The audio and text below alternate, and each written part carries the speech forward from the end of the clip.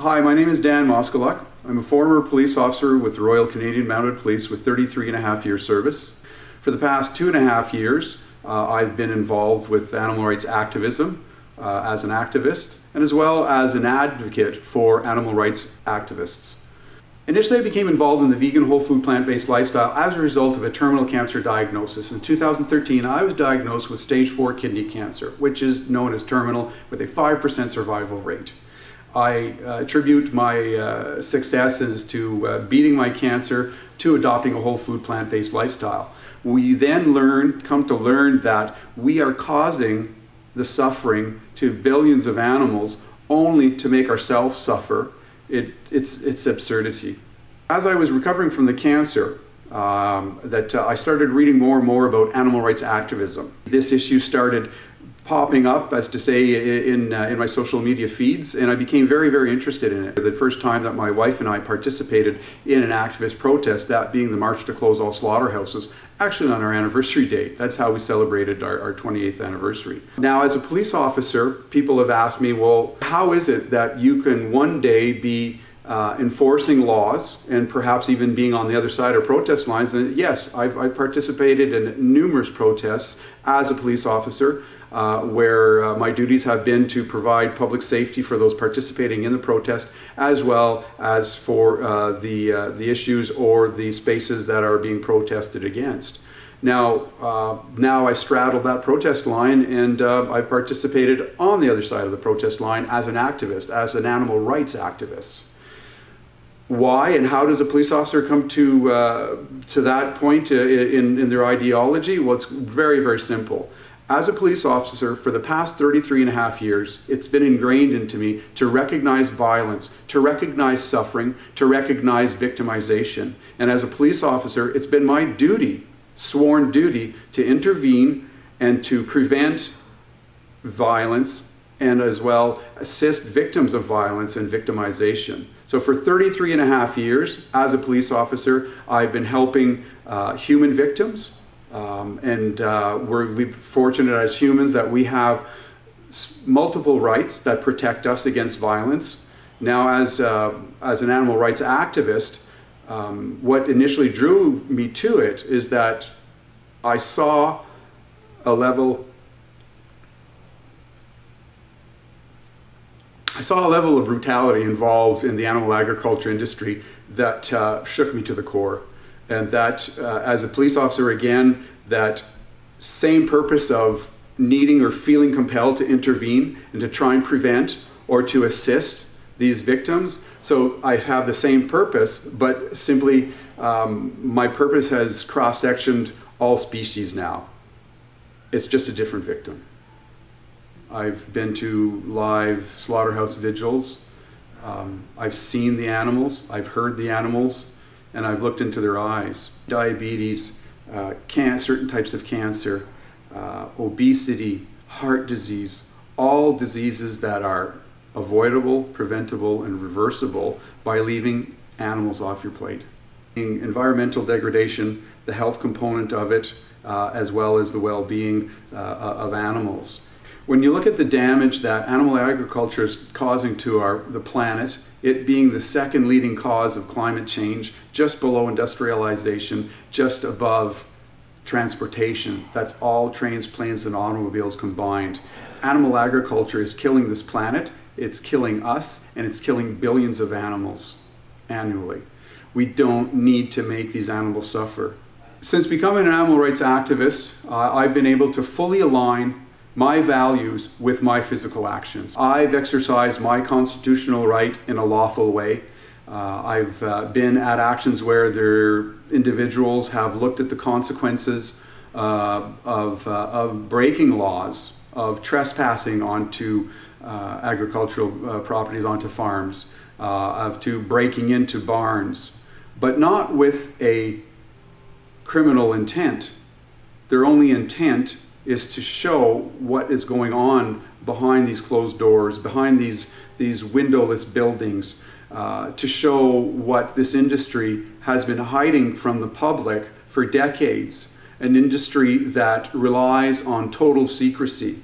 an industry that does not want the public to become educated. Essentially, this is a consumer education issue, that we do know that most individuals are animal lovers, most individuals do not want to see animals suffer, and most individuals, if they knew exactly what was going on in those barns and what was the suffering that was being caused to these animals, they would not be participating in this industry.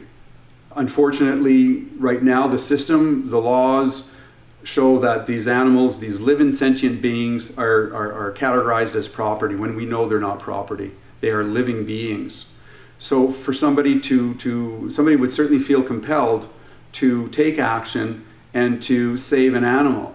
It's no different than if you were in your neighborhood and you knew that a neighbor was abusive toward their child, and one day you heard that child screaming in pain from their bedroom, and you were able to go onto that property, but there was a fence there, but you could hear that child, and then you wanted to know exactly what was happening. You crossed over that fence and you peer into that window to see a child suffering so that action can be taken against it. It's no different. When we consider the regular lifespan of all different types of species of animals compared to when they are slaughtered, we're essentially eating babies. When you look at the lifespan of a pig, which is years, 7 years, 10 years, 12 years, we know that they're slaughtered at 6 months of age. We know that pigs are one of the 4th smartest animals on the planet. We know that they're as smart as a 3-year-old, 4-year-old toddler. We know that they're smarter than dogs. We know they feel pain. We know they feel fear. Yet we exploit them, we make them suffer, and we slaughter them, only to produce a product that has been classified as a Class 1 carcinogen by the World Health Organization, that being bacon, sausage, processed meats made from pigs is a carcinogen, classed in the same category as tobacco, asbestos, and plutonium. Now, when you combine the facts that this is killing us, and we know that animal agriculture is destroying the environment, it's insanity. When we look at the issue of speciesism, that is that we love one yet eat the other, again, it's a pretty easy question to answer. When we look at the similarities between all species, when we look at the fact that they all have a heart, they all have a face, they all have emotions, the body that you're born into should not be a determining factor of how you're treated on this planet. It's a horrible thing that, again, judges and rates and ranks animals in a horrific way, where we will set one animal aside as a companion, yet eat the other, where one is as sensitive as the other, as intelligent, or even possibly even more sensitive. And the only reason why we are able to treat these domesticated animals in the way that we do is because they're docile, they are loving, they are sensitive, and they want to be loved and respected by us. Classifying animal rights activists as left-wing extremists. And that as a 56-year-old individual who I've spent 33.5 years of my life enforcing laws, being just, assisting victims, and trying to prevent or intervening against violence, I took great offense to that. I think that it's far more extreme to slit an animal's throat. I think it's more for the purpose of cutting it up into pieces to make a food product that's going to cause illness in humans, and that is going to cause environmental degradation. I think it's extreme that we feel as humans that we can house thousands of animals in a facility that restricts their very movement for their entire life. I think that's extreme. I think it's very extreme that there's an industry that is so fearful of what the public might think about them that they will go to great lengths to try and operate in total secrecy, and that being the animal agriculture system and industry.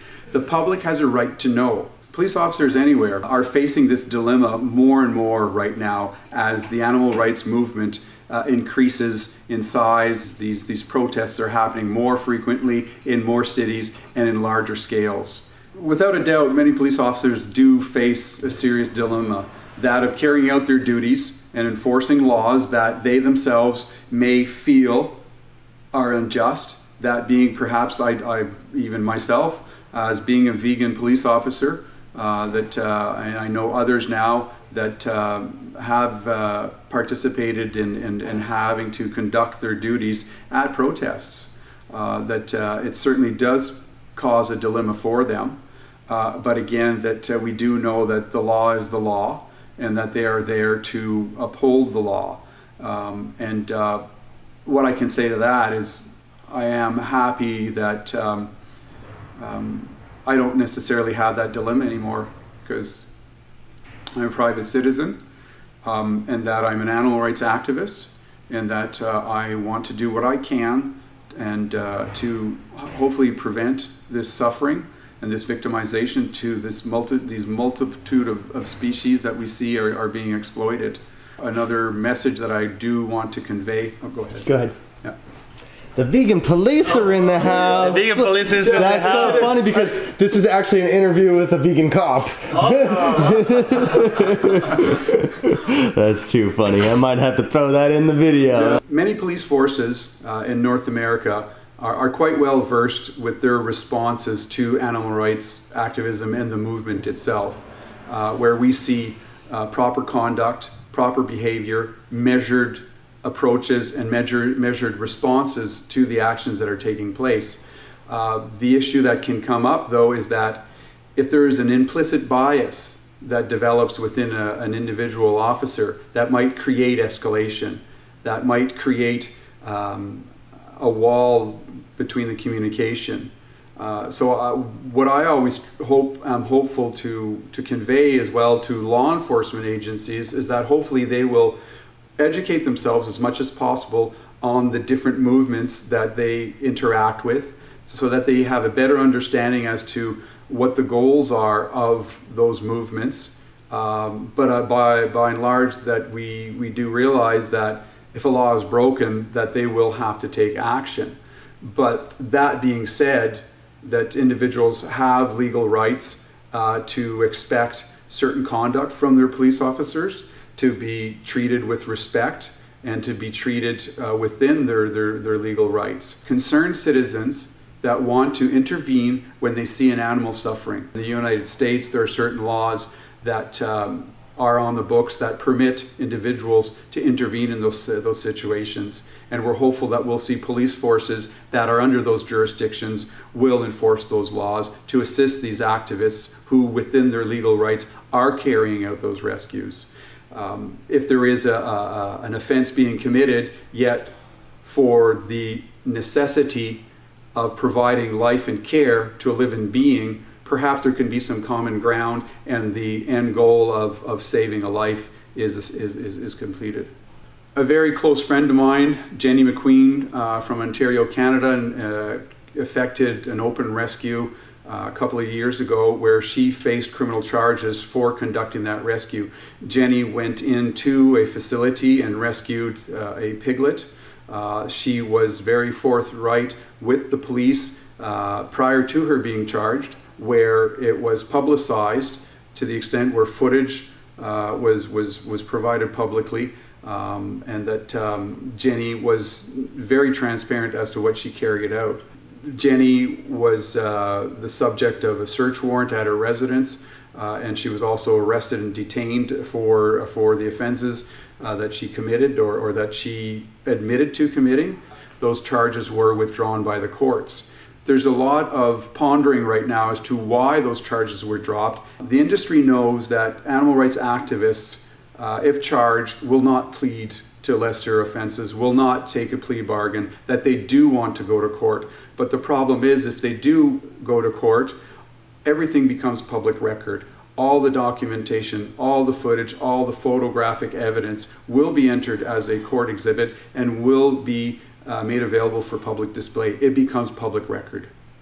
And it's our feeling that the industry does not want that to happen. So we're aware that there are lobbyists in the animal agriculture industry right now in Canada that are starting to approach our Canadian government and looking at changing laws that perhaps would make it more difficult for animal rights activists to collect evidence against the animal agriculture industry. where they're looking at implementing different laws that would make it an offense to photograph or to videotape images that were obtained from these agricultural facilities. I don't think the Canadian population will stand for that. By and large, we know that we have a right to know as to what's going on behind those barn doors. History has shown time and time again that it is grassroots movements and activism that have made changes to laws. We can go back to as far as slavery. We can go back to women's rights. We can go back to LGBTQ or sexual orientation rights throughout the world. And we know that these movements have made great strides just basically by the actions of activists, where at times they've had to break laws to change those laws into more just laws.